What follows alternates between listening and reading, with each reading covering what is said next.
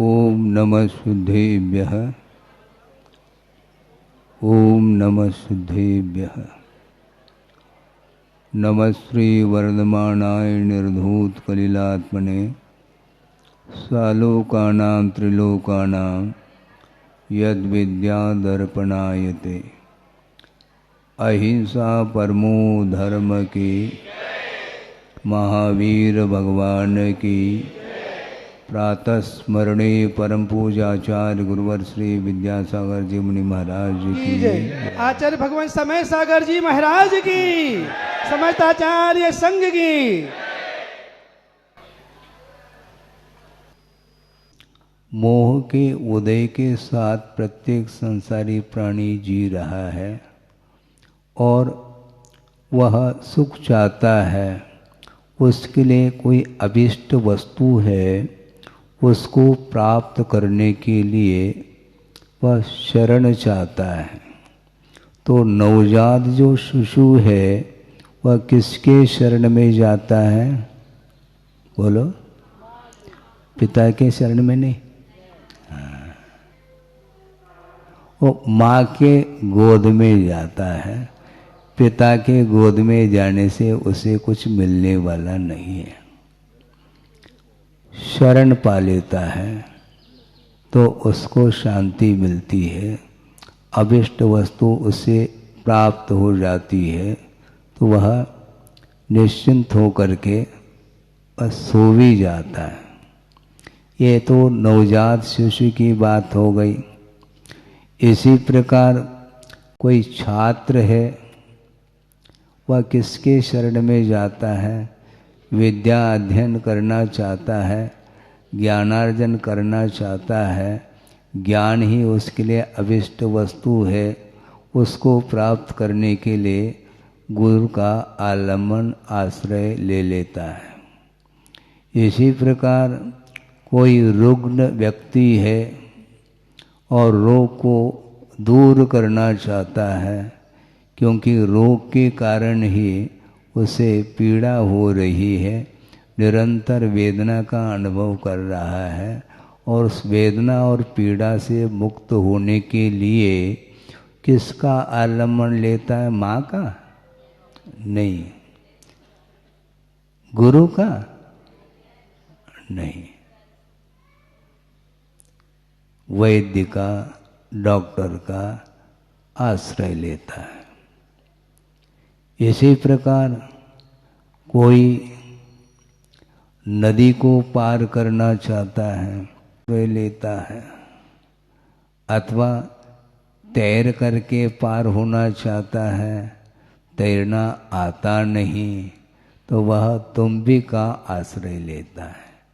तो ये भिन्न भिन्न व्यक्ति अपने इच्छित वस्तु को प्राप्त करने के लिए यथायोग्य साधन कारण कलापों को वह उस ओर ध्यान देता है और उसका आश्रय लेता है।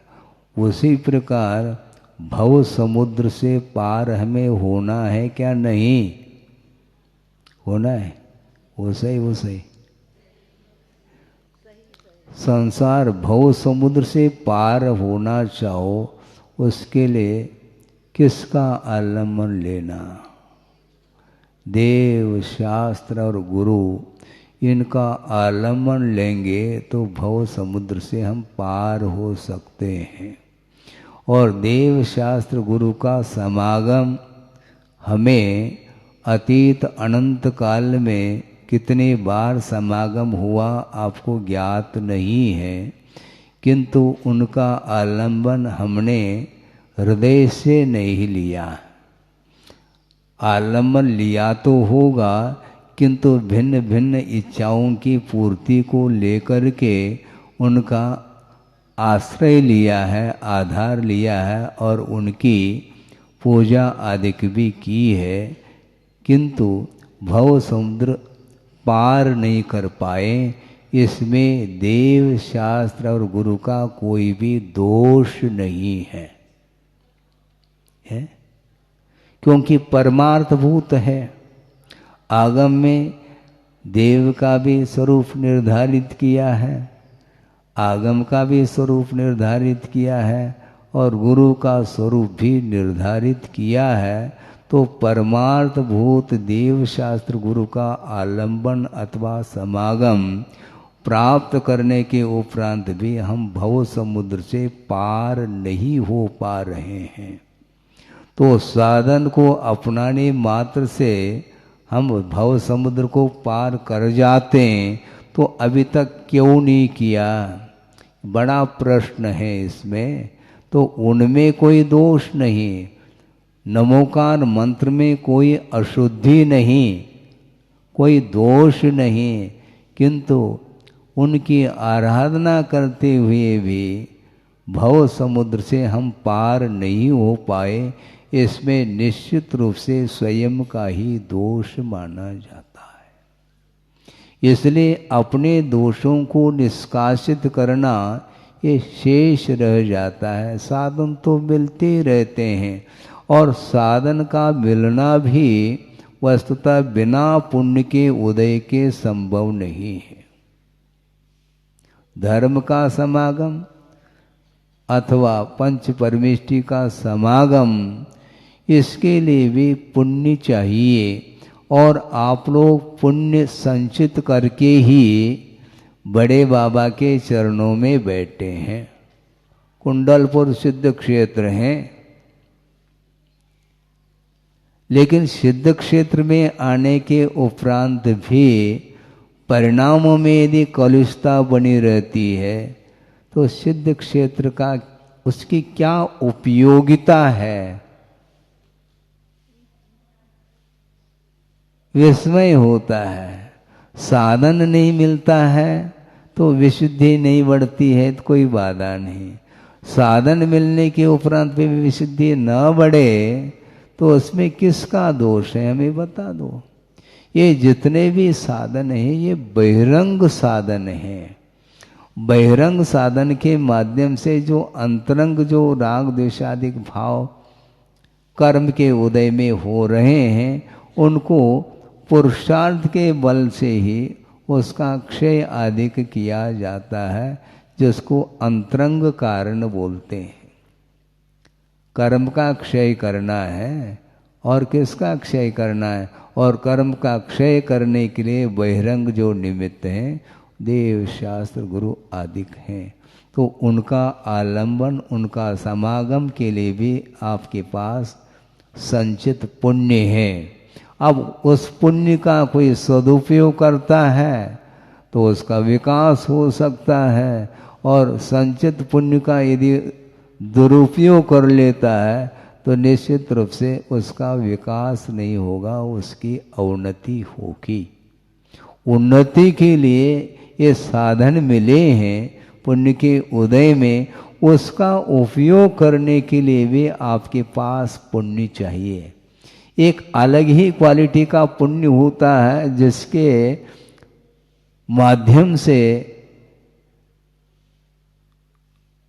संचित जो पुण्य है उसका सदुपयोग होता है। शरीर मिला है, निरोग शरीर मिला है, इंद्रियां प्राप्त आपको हैं, आंखें मिली हैं, और उसका उपयोग भी होता है, दुरुपयोग भी होता है। तो दुरुपयोग करने के लिए आंखें मिली है क्या? मात्र विषय सेवन करने के लिए इंद्रियां मिली हैं क्या? मात्र विषयों का उपभोग करने के लिए मन मिला है क्या? सत विचार करने के लिए अपना और पराया इसका स्वरूप ज्ञान जो प्राप्त होगा वह मन के माध्यम से होगा, और मन भी मिला, इंद्रियां भी मिली, निरोग शरीर भी मिला और वैभव भी मिला, किंतु उन सभी साधन सामग्रियों का दुरुपयोग कर रहा है। उसमें किसका दोष है? महाराज कर्म का उदय है, गलत बात है। कर्म का उदय आपको भी है, श्रवण के पास भी कर्म का उदय चल रहा है। महाराज पंचम काल है तो गुरुदेव चतुर्थ काल में पैदा हुए हैं क्या? 50-55 साल तक निर्दोष चर्या का पालन करते हुए अनेक प्रकार के परिश्रमों को सहन करते हुए आत्मकल्याण, आत्मा की साधना, रत्नत्रय की आराधना निरंतर करते रहे और मात्र आत्म कल्याण करने के लिए एकमात्र पुरुषार्थ नहीं किया, किंतु जो कल्याण करना चाहता है ऐसा जो भव्य जीव आते हैं उनके लिए भी उन्होंने शरण दिया है। लेकिन शरण मिलने के उपरांत भी उसका आप लोग सदुपयोग यदि नहीं करते हैं और मात्र पंचम काल है, आज दीर्घ सनन नहीं है आदि आदि, ये सारे सारे क्या है, ये बहाना है।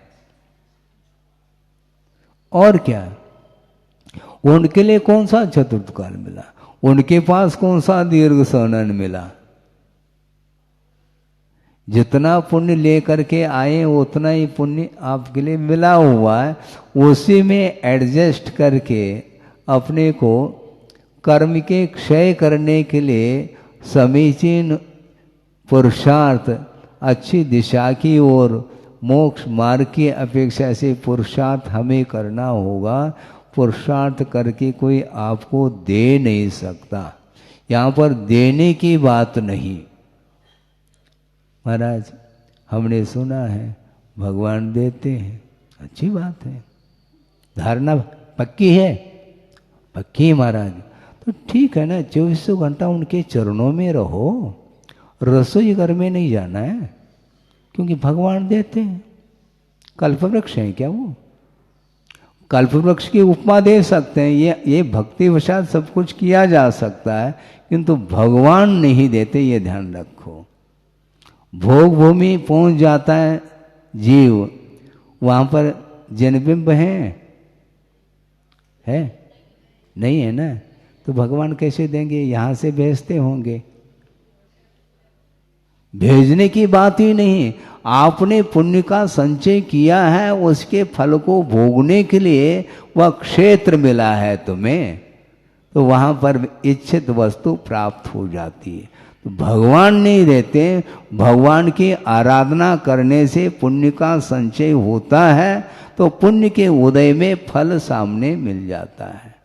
इसलिए भगवान के सामने आप खड़े होकर के हाथ जोड़ो, भगवान हमारा परिवार फला फूला रहे, दुकान मकान अच्छी चले, तो वो चलाएंगे, मतलब है, दुकान आप खोल दो और वो चलाएंगे, हैं?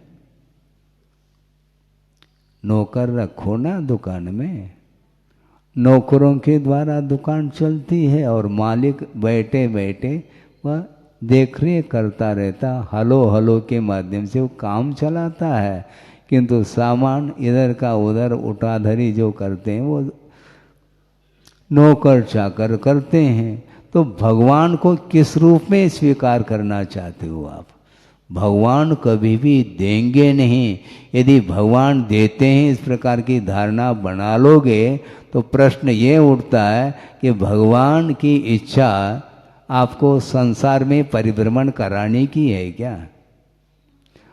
भगवान परिभ्रमण से ऊपर उठाना चाहते हैं कि संसार में उलझाना चाहते हैं?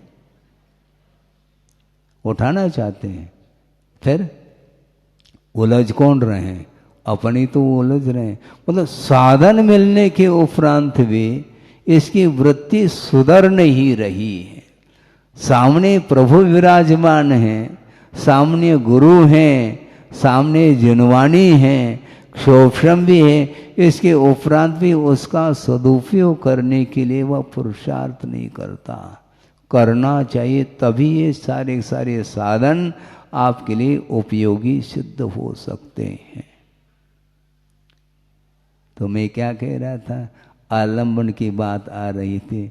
भिन्न भिन्न व्यक्ति हैं, अपने अपने इच्छित वस्तु को प्राप्त करने के लिए उसी साधन को अपनाते हैं। तो आपको भव समुद्र से पार होना है, तो भगवान पार नहीं कराएंगे, ये ध्यान रखो। महाराज फिर क्या कराएंगे वो? आपको पार होना है तो वो उपस्थित हैं, उनका दर्शन करो, उनकी पूजा करो, उनकी उपासना करो, उनकी आराधना करो और हृदय से करो और प्रभु बनने के उद्देश्य को लेकर के करोगे तो भगवान आपके लिए आशीर्वाद देंगे। आशीर्वाद का अर्थ क्या? आपका कार्य हो जाएगा, यही आशीर्वाद माना जाता है। भगवान कभी आशीर्वाद देते नहीं, गुरु भले ही दे देते हैं, ठीक है, भगवान की आज्ञा है, लेकिन भगवान भी कहते हैं उतना ही देना। हाँ, नहीं तो दिन भर आशीर्वाद ही देते रहोगे तो तुम्हारा कल्याण नहीं होगा। कल्याण की दृष्टि से अपने कार्य को छोड़ करके बाहर आते हैं तो थोड़ा सा दे देते हैं, किंतु स्वयं अपना आत्मकल्याण करने के लिए निरंतर वो पुरुषार्थ करते रहते हैं। बिना पुरुषार्थ के न कोई लौकिक कार्य संपादित हो सकता है, न परमार्थ संबंधी कोई कार्य हो सकता है। इसलिए पुरुषार्थ करो, हाथ जोड़ करके बैठो नहीं, हाँ, पुरुषार्थ करो। तो पुण्य का संचय करने के लिए भी पुरुषार्थ चाहिए। इसलिए प्रवृत्ति में जब श्रमण आता है उस समय विशेष रूप से आश्रव उनके द्वारा होता है। संवर और निर्जरा की प्रमुखता ये गुप्ति में है और प्रवृत्ति में आश्रव की मुख्यता है। इसलिए सप्तम अध्याय में ये अध्याय किसका वर्णन करने वाला अध्याय है? पुण्याश्रव। सामान्य रूप से छठे अध्याय में कर्म का आश्रव का वर्णन करने वाला वह छठा अध्याय है और विशेष रूप से पुण्याश्रव का वर्णन करने वाला वह सप्तम अध्याय है। जबकि वो सप्तम अध्याय में व्रतों का भी वर्णन है। तो व्रतों के द्वारा आश्रव होता है क्या महाराज? आश्रव एकांत से नहीं होता, किंतु आश्रव की मुख्यता इसलिए है क्योंकि वह प्रवृत्ति में है। किंतु प्रवृत्ति से ऊपर उठ करके जब ध्यान आदिक में वह पहुंच जाता है उस समय एकांत रूप से संवर और निर्जरा होती है। यदि वह आश्रव होता भी है तो वह अवधि पूर्वक आश्रव होता रहता है अपनी भूमिका के अनुरूप, किंतु मुख्यता संवर और निर्जरा की है। इसलिए श्रमण लोग कभी भी ज़्यादा समय के लिए प्रवृत्ति नहीं करते, थोड़ा सा प्रवृत्ति कर लेते हैं और भीतर फिर पहुंच जाते। किंचित उक्त्वा विस्मृति द्रुतम। आत्मज्ञानात् परम कार्यम न बुद्धौ धारये चिरम। आत्मज्ञान को छोड़ करके अन्य जो कार्य हैं उनको श्रमण लोग चिरकाल के लिए बुद्धि में उसको रखते नहीं। मान लो तत्व चर्चा भी करने का अवसर आ गया किसी के निमित्त को लेकर के, उतने कार्य के लिए वह चर्चा करते हैं, फिर बाद में किंचित वक्ता उसको भी वह रखते नहीं। न बुद्धो धारये चिरम कहा, चिरकाल तक उस विषय को रखते नहीं बुद्धि में। और कुर्यात अर्थवशात किंचित, वह कार्य करें किंतु प्रयोजनवश, वो भी ज़्यादा नहीं, घंटों नहीं, किंचित, और वो भी वाक्कायाभ्याम, अतत्परः, मन से नहीं, तत्परता के साथ नहीं। तत्परता के साथ जो कार्य किया जाता है वह आत्म कार्य किया जाता है, और दूसरे के लिए जो कार्य करने का अवसर आता है उस समय तत्परता नहीं।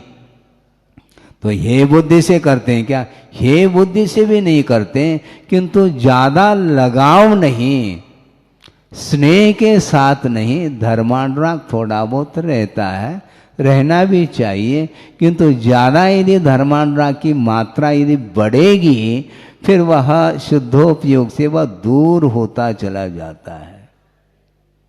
शुद्धोपयोग के पास पहुंचाने के लिए श्रवण को शुद्धोपयोग के निकट पहुंच जाए, इस उद्देश्य को लेकर के कुंद कुंद आदि आचार्य हुए हैं। उन्होंने कहा है वहाँ कायाभ्याम अतत्परः, तत्परता के साथ नहीं, थोड़ा बहुत आप वचन के माध्यम से, कायिक चेष्टा वैयावृत्ति आदि के माध्यम से उसका हित कर लो, ज़्यादा नहीं। ज़्यादा यदि करेंगे तो फिर वो सो जाएगा,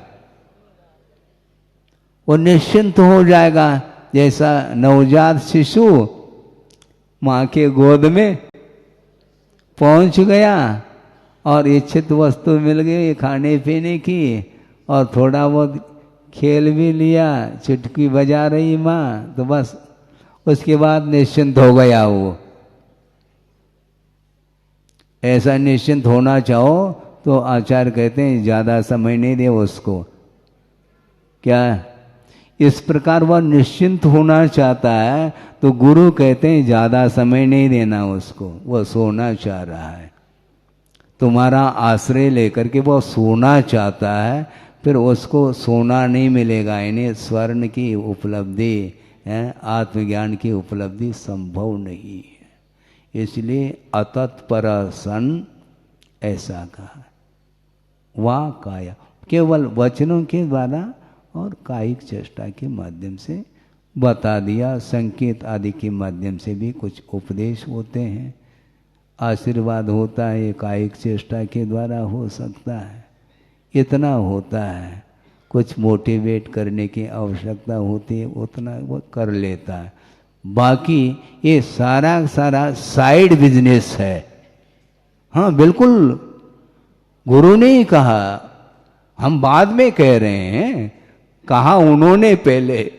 ये साइड बिजनेस से मेन बिजनेस जो है वह आत्म कल्याण करना है। शुद्धोपयोग, क्या ठीक कह रहा हूं क्या नहीं?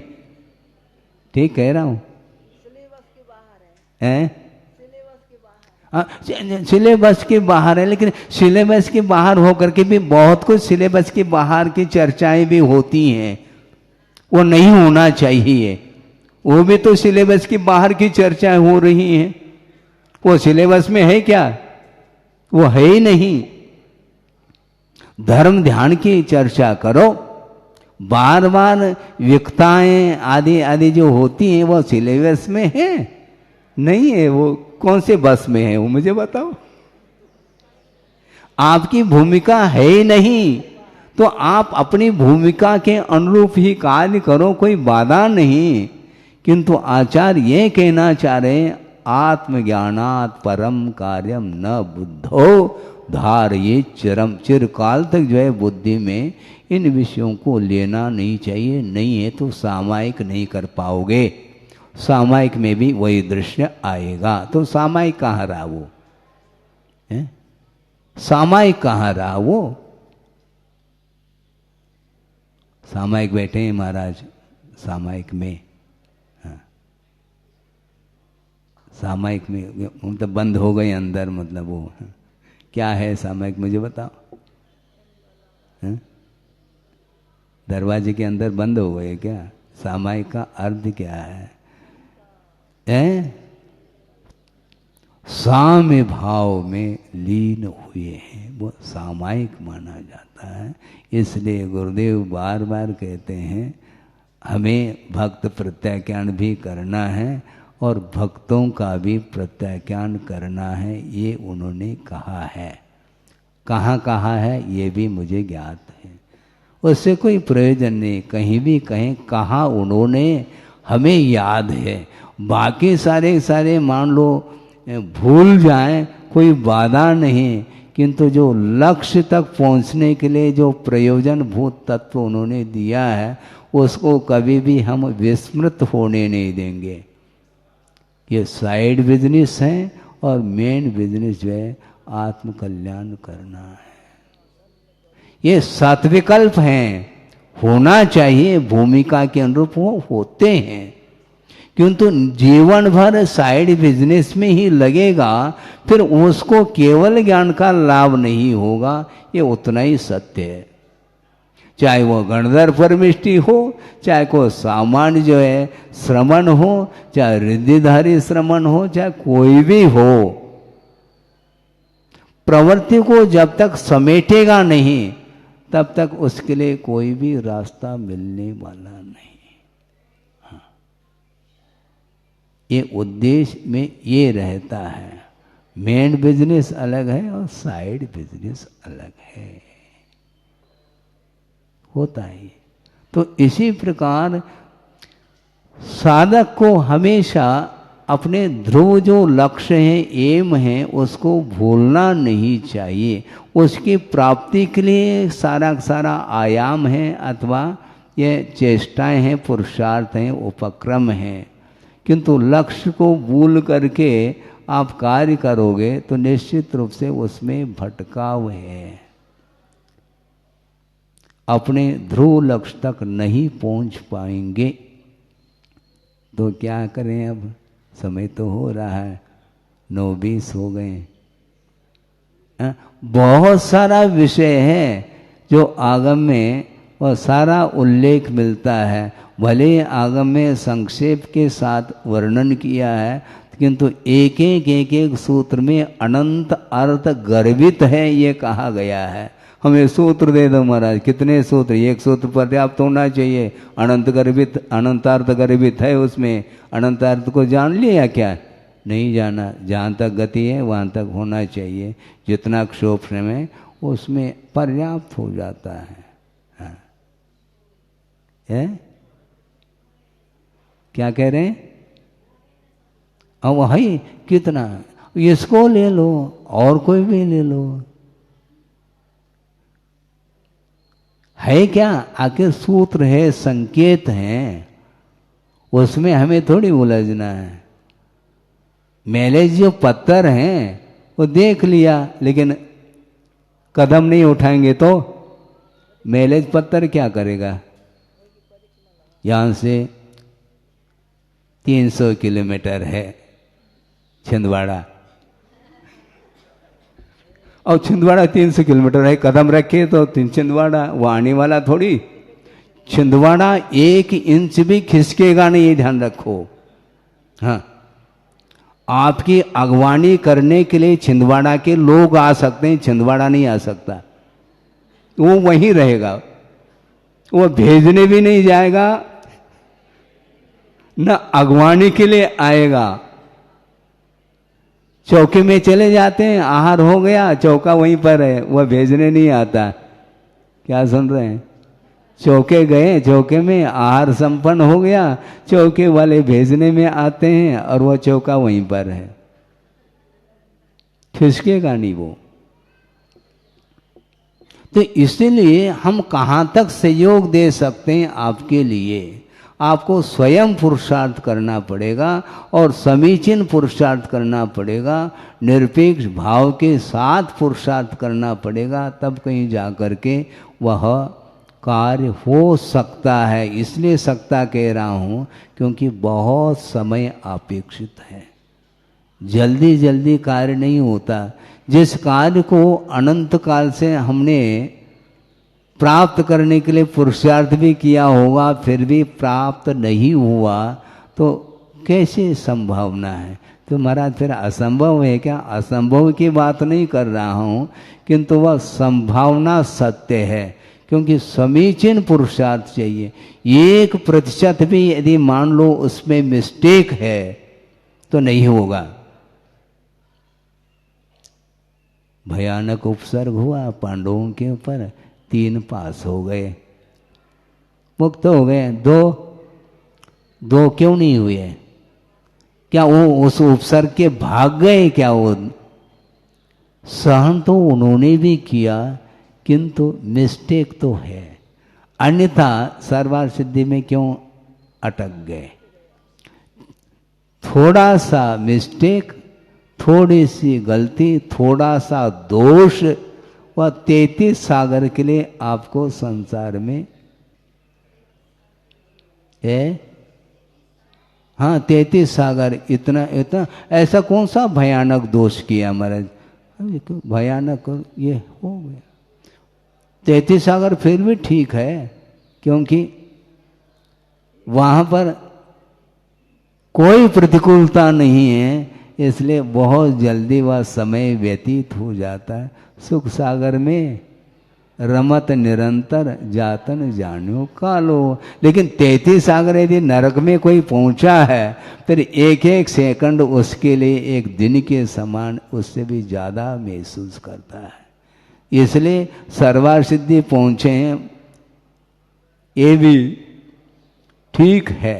सप्लीमेंट्री आ गई बोलते हैं आचार्य महाराज, वो आ गई, क्या करते, फिर से देव परीक्षा देना ही है। तो इसलिए आलम्बन देव गुरु शास्त्र का लेकर के अपने उद्देश्य के अनुरूप यदि आप कदम बढ़ाते हैं तो निश्चित रूप से वह गंतव्य प्राप्त हो सकता है, मुक्ति मिल सकती है। मिले इस पवित्र भावना के साथ। अहिंसा परमो धर्म की जय। सूर्य के पास धरती को प्रकाशित करने की क्षमता है। अपने किरणों के माध्यम से पूरे विश्व को प्रकाशित करता है। प्रकाशित करने की योग्यता उसके पास है और इस धरती से काफ़ी दूर है, हजारों नहीं लाखों किलोमीटर। इसके उपरांत भी एक छोटा सा बादल का टुकड़ा उसके सामने आ जाए, फिर प्रकाश अवरुद्ध हो जाता है, किरणें धरती तक नहीं पहुंच पाती। चारों ओर यदि मान लो घटाएं छाई हैं तो कैसा लगता है? ऐसा लगता है कि शाम होने को है। और उतने दूर से अपने किरणों के माध्यम से कमल को भी खिला देता है,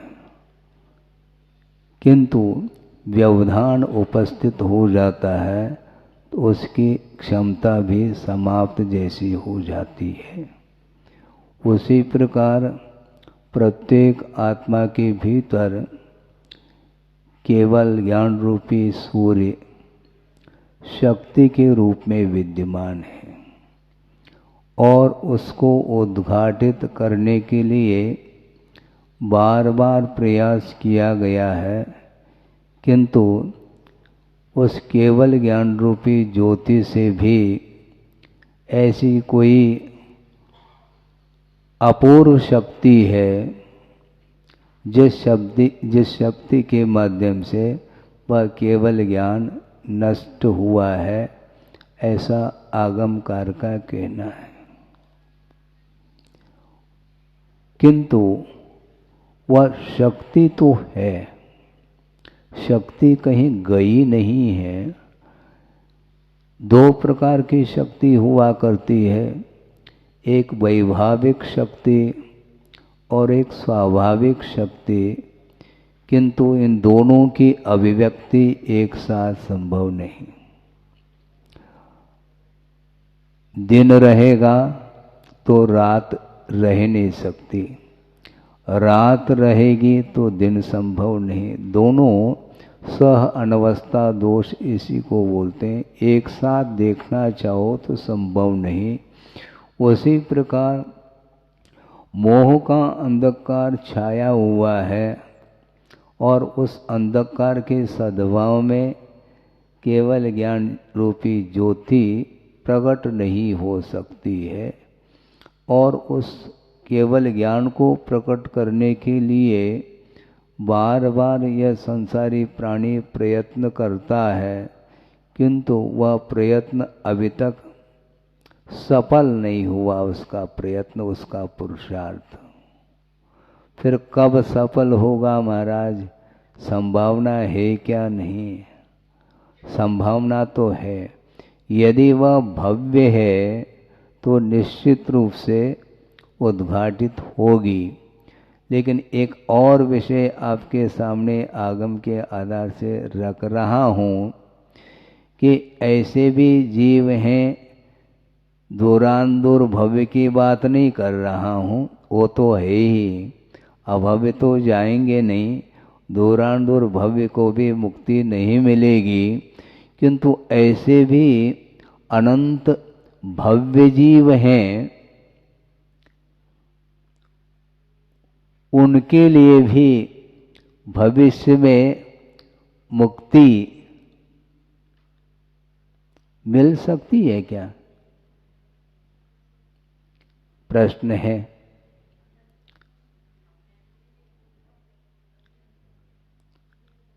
अनंतानंत भव्य जीव हैं जिनके पास रत्नत्रय को उपलब्ध करने की क्षमता विद्यमान है, उसके बाद भी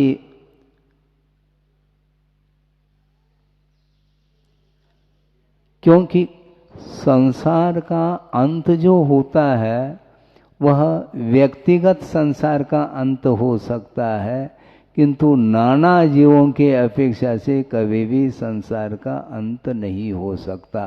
अर्थ यह है भविष्य अनंत काल में ऐसे भी जीव विद्यमान रहेंगे जो भव्य हो करके भी मोक्ष को प्राप्त नहीं कर पा रहे हैं। प्राप्त नहीं करेंगे ऐसा नहीं कह रहा हूं, किंतु एक जीवापेक्षा, एक जीव के अपेक्षा से तो संभव है, किंतु नाना जीव अर्थात अनंतानंत जीव हैं, भव्य जीव, उनका यदि अभाव हो जाएगा तो ये संभव नहीं, क्योंकि मोक्ष मार्ग भी अनादि अनिधन है और संसार मार्ग भी अनादि अनिधन है। संसार समाप्त नहीं होगा। और सिद्धांत का विषय आपके सामने रख दूं, आपको आश्चर्य होगा कि एक निगोद शरीरे जीवा दव्व पमाणदो दिट्ठा सिद्धेय अनंत गुणा सव्वेन व्यतीत कालेन, ऐसा नेमिचंद्र सिद्धांत चक्रवर्ती ने गोमठ सार में उल्लेख किया। एक निगोदिया जो जीव है उसके शरीर के भीतर कितने जीव हैं, पहला अपन ये तय कर लें कि निगोदिया जो जीव है उसके शरीर की अवगाहना कितनी है। तो घनांगुल के असंख्यात भाग प्रमाण उसकी शरीर की अवगाहना है, जगन्य अवगाहना। तो ऐसी स्थिति में वह अवगाहना वह दिखाई नहीं पड़ रही है, और उसके भीतर कितने निगोद राशि है उस शरीर के, एक निगोदिया शरीर के भीतर, तो सिद्धेय अनंत गुणा। अभी तक कितने जीव शुद्ध हुए हैं? अनंतानंत जीव जिन्होंने सिद्धत्व को उपलब्ध कर लिया है, उनसे भी अनंत गुणे प्रमाण संख्या को लेकर के एक निगोदिया जीव के शरीर में विद्यमान हैं। तो ऐसे कितने निगोदिया शरीर हैं? अनंत नहीं, शरीर असंख्यात है। एक शरीर के भीतर सिद्धों के अनंतवे प्रमाण जीव विद्यमान हैं, और ऐसे निगोदिया जीव के शरीर कितने हैं? तो असंख्यात हैं। और प्रत्येक के भीतर सिद्धों से अनंत गुणे, सिद्धों से अनंत गुणे, सिद्धों से अनंत गुणे। और एक मजे की बात अर्थात विस्मय की बात एक और रख रहा हूं, आज के तारीख में जो एक निगोदिया शरीर के भीतर सिद्धों के अनंत गुणे प्रमाण जो राशि है, वो आज के अनंत काल व्यतीत होने के बाद भी वही संख्या मिलेगी, एक निगोदिया शरीर के भीतर सिद्धों से अनंत गुणे। और सिद्ध परमेष्टि बढ़ते जा रहे हैं, सिद्ध परमेष्टि और अनंत की संख्या में बढ़ रहे हैं। वो उसके बाद भी उस समय भी केवल ज्ञानी के द्वारा यही जानने में आया है कि एक निगोदिया शरीर के भीतर सिद्धों से अनंत गुणे प्रमाण जीव हैं। सव्येन व्यतीत कालेन, अतीत काल में जितने भी सिद्ध हुए हैं उससे अनंत गुणे प्रमाण। अर्थ ये हुआ, समझने के लिए एक सागर है, चारों ओर आप दृष्टिपात करेंगे जल राशि ही देखने में आती है। उसमें से एक कण, बूंद नहीं, एक कण को हमने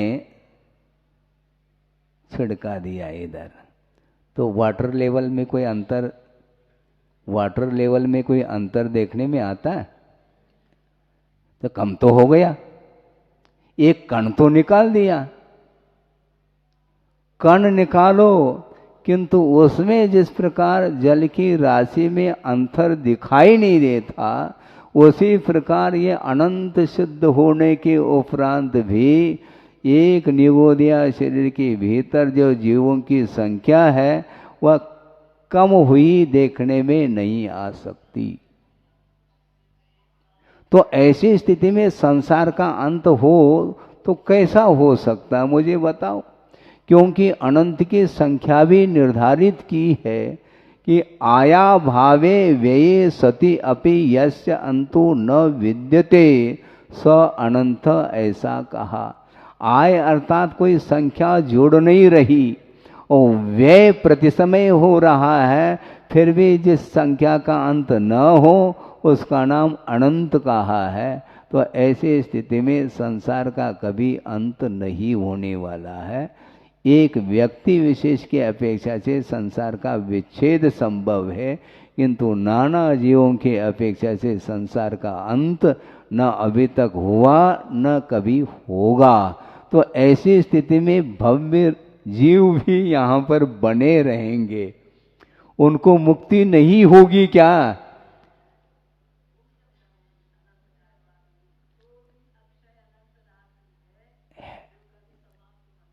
नहीं है।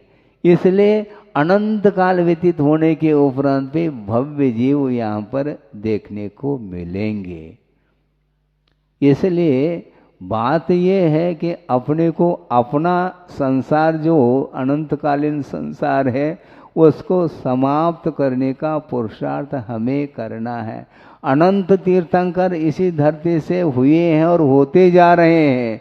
इसके उपरांत भी उनकी दिव्य ध्वनि को सुनते हुए भी भव्य जीव का कल्याण क्यों नहीं हो रहा है?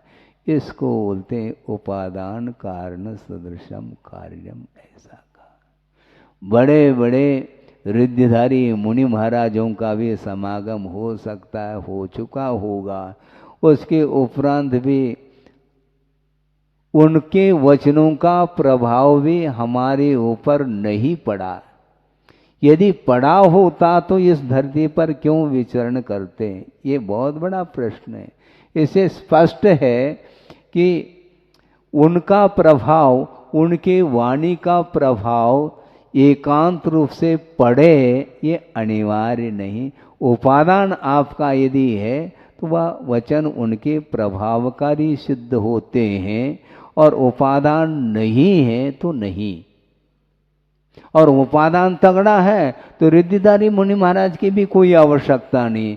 एक सामान्य मुनि महाराज के वचन भी आपके लिए प्रभावकारी सिद्ध हो सकते हैं। बल्कि जो अभव्य है, जिसने जिनलिंग को अंगीकार किया है, उसके प्रवचन को सुन करके भी, अभव्य जो है उसके प्रवचन सुन करके भी अनंत भव्य जीव इस संसार से पार हो चुके हैं। तो पार होने के लिए वचन चाहिए, किंतु उसके साथ उपादान हो तो वह वचन प्रभावकारी है, नहीं है तो ओम शांति।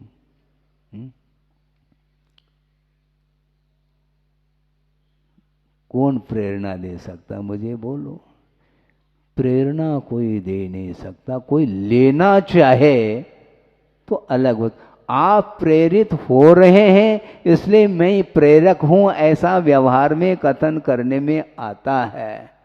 मैं बार बार आपको प्रेरित करूं और आप ना हो तो मैं प्रेरक हूं क्या फिर? नहीं। उपदेश आम सभा के लिए दिया जा रहा है और उन वचनों का, प्रवचन का जो प्रभाव है किस एक व्यक्ति विशेष के ऊपर पड़ जाता है, वह व्रत आदि को अंगीकार करने के लिए अग्रसर होता है और पूरी सभा नहीं। इसका अर्थ मैं प्रेरक रहा क्या? यदि मैं प्रेरक रहा तो एक व्यक्ति विशेष के प्रति मेरा प्रवचन रहा है क्या? फोकस किसी एक व्यक्ति के साथ है क्या? नहीं। सबका कल्याण हो, विश्व का कल्याण हो, इस प्रकार भाव रख कर के ही देशना दी जाती है।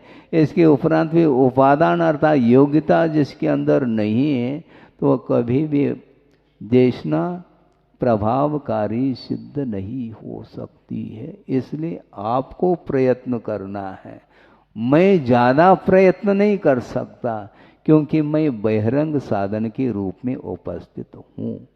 जो अंतरंग योग्यता है वह महत्वपूर्ण है और उपादान जिसको बोलते हैं वह एक ही हुआ करता है, किंतु उस उपादान के भीतर से जो शक्ति उद्घाटित होगी उसके लिए अनेक निमित्त हो सकते हैं, किंतु उपादान नहीं है तो निमित्त किसी भी काम के नहीं, ऐसा सिद्धांत बोल रहा है। एक घड़ा बनाना है, घट का निर्माण किसके द्वारा होगा? उपादान की दृष्टि से मिट्टी के द्वारा है।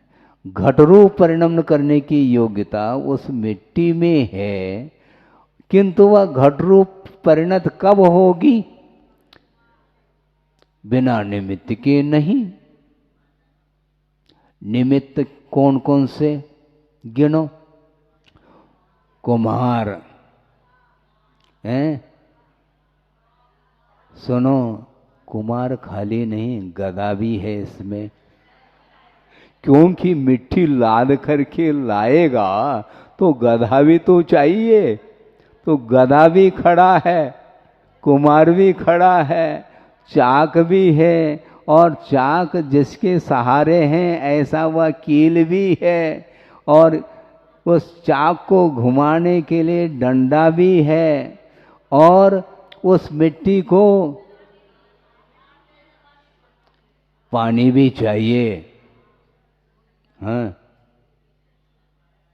और दूसरी बात चालनी भी चाहिए उस मिट्टी को छानने के लिए, छना हुआ होना चाहिए, नहीं है तो उसमें कंकर पत्थर हैं,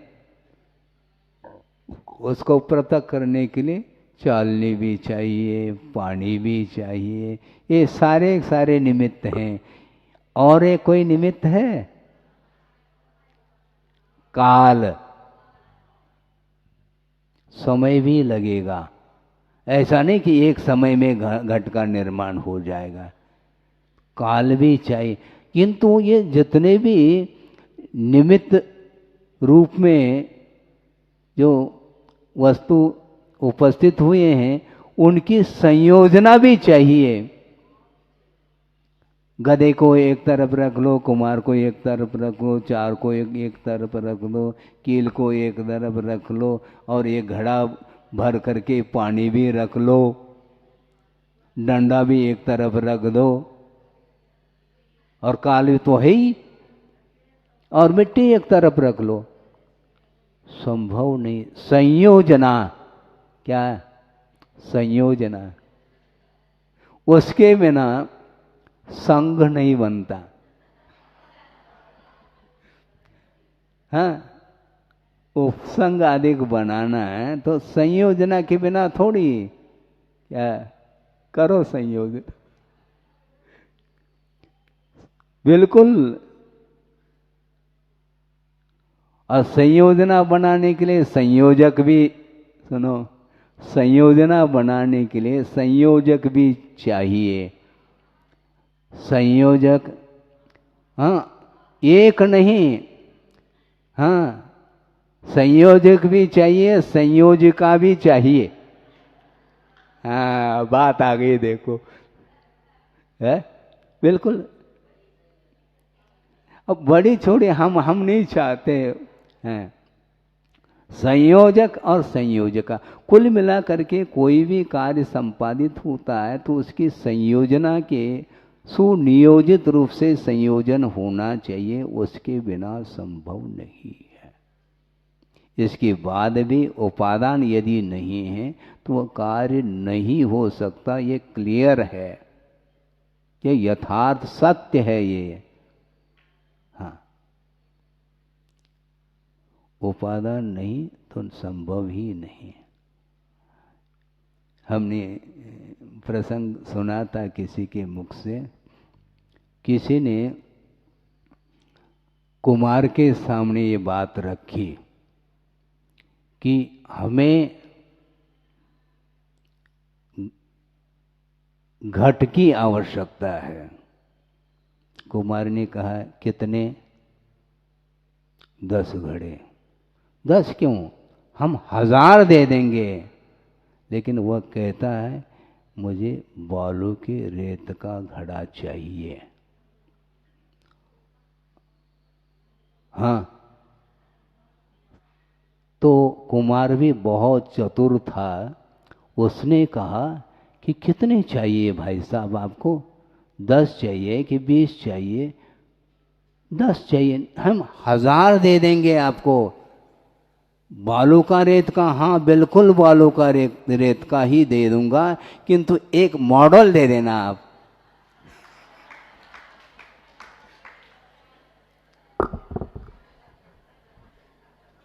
अब संभव नहीं। तो दिमाग तो चलाया कुमार ने। इससे स्पष्ट है कि उपादान के बिना कार्य संभव ही नहीं है।